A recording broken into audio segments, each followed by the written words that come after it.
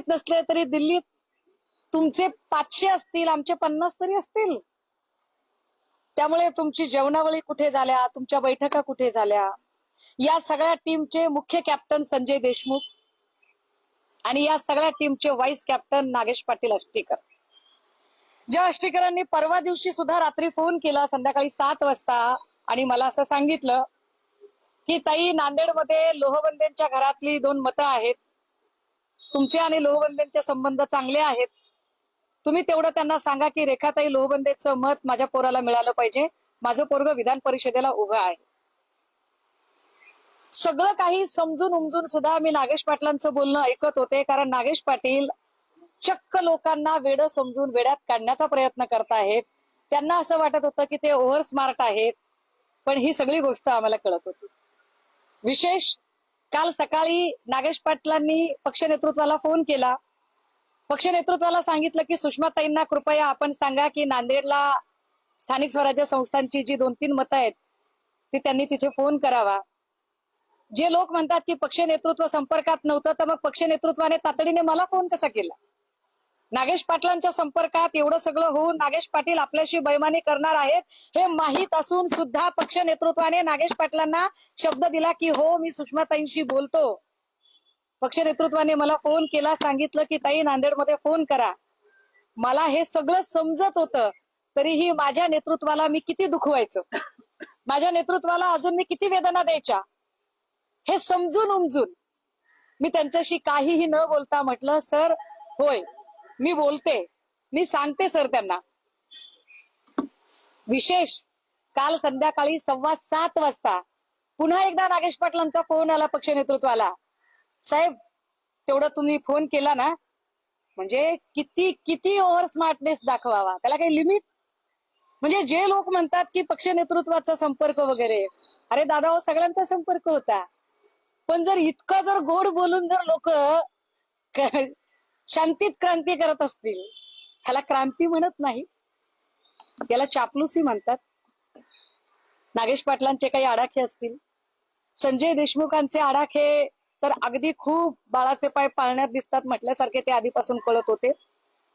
आणि या सगळ्यांनी साईबाबाची शपथ घेणारा गृहस्थ, जिकडे गुलाल तिकडे चांग भलं, कार्यक्रम यशस्वी झाला तर सगळ्यात पहिला मी मी मी म्हणणार, कार्यक्रम जर यशस्वी नाही झाला तर मी नव्हतोच असे म्हणून बाजूला होणार, अशा पद्धतीचा साईबाबाची शपथ घेणारा तो प्राणी.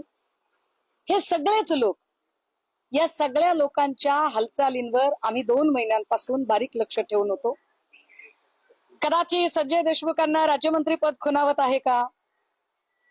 संजय दिना काय, म्हणजे एसआरएचे खूप सारे मुंबईत प्रकल्प चालू आहेत, नेमकं कुणाचं काय ते अजून कळायचं बाकी आहे. परंतु कुणाच्या मनात काय आहे, अंदर क्या है बाहर क्या है, सब पब्लिक जानती है. पण या पत्रकार परिषदेच्या माध्यमातून महाराष्ट्रातल्या तमाम शिवसैनिकांना मी आवर्जून सांगितलं पाहिजे की या वेळेचं केलेलं मतदान हे नव्या नावासकट नव्या चिन्हासकटचं मतदान होतं, हे धनुष्यबाणावरचं मतदान नव्हतं. या मतदानामध्ये शिंदे किंवा शिंदेचे सहकारी नव्हते. या मतदानाच्या वेळेला फडणवीस, भाजपा किंवा त्यांच्या कुठल्याही स्वायत्त यंत्रणा मदतीला नव्हत्या किंवा अजून कोणीच नव्हतं. हे मतदान आम्ही आमच्या ताकदीवर घेतलेलं मतदान होतं. हे मतदान शिवसैनिकांचं मतदान होतं. शिवसैनिकांनी रक्ताचं पाणी करून 9 खासदार आणि 20 आमदार निवडून आणलेले, त्यामुळे शिवसैनिकांना पूर्ण अधिकार आहे या लोकप्रतिनिधींच्या घरात घुसून त्यांना जाब विचारायचा. आणि शिवसेना स्टाईल घरात घुसलं पाहिजे एकेकाच्या, आणि घरात घुसून जाब विचारला पाहिजे की तुम्हाला असं काय कमी पडलेलं होतं. चिन्ह नवीन असताना एका नव्या चिन्हाला ब्रँडिंग करायचं काम इथल्या फाटक्या शिवसैनिकांनी केलंय. एका नव्या चिन्हाला नव्या नावाला घेऊन त्याचा ब्रँड बनवण्याचं काम इथल्या फाटक्या आणि उपाशी पोटी काम करणाऱ्या शिवसैनिकांनी केलंय. त्यामुळे शिवसैनिकांना घरात घुसून जाब विचारायचा अधिकार आहे आणि घरात घुसून जाब विचारला पाहिजे. आणि या सगळ्या ज्यांना वाटतंय की आपण फार मोठा तीर मारलाय, त्या सगळ्यांचे फोन नंबर आम्ही सगळ्या शिवसैनिकांना देत आहोत. कारण हा प्रश्न आता तुम्ही आमच्या भावनांशी खेळताय. इजा झाला बिजा झाला, दर वेळेला भाजपामध्ये एवढी ऐपत नाहीये का की स्वतःचे नेते तुम्ही घडवावे. तानाजी सावंत त्यांच्यासोबत होते दिल्लीला जाताना, ही माझी माहिती आहे. या सगळ्याच्या संबंधाने बैठक 10 तारखेलाच एनडीएच्या बैठकीनंतर दिल्लीच्या हॉटेल ताज मानसिंग मध्ये पार पडलेली होती.